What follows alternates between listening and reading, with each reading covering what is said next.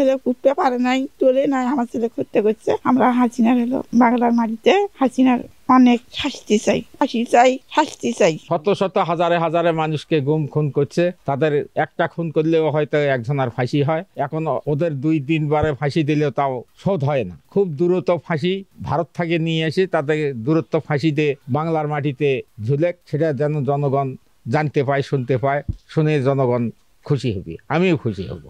ফলে মিটিং এর মাধ্যমে তারা নির্দেশ দিয়েছে পুলিশের উপরে, পুলিশ ছাত্র এবং জনগণের উপরে নির্যাতিত নিপীড়িত ভাবে অত্যাচার করেছে।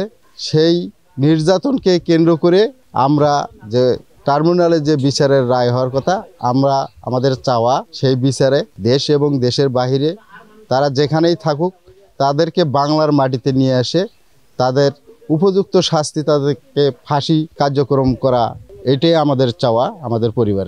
শুধু তার রায় আজকে ঘোষণা করলে হবে না, তাকে দেশের মাটিতে এনে তার এই অপকর্মের বিচার এই বাংলার জমিনে কার্যকর করতে হবে।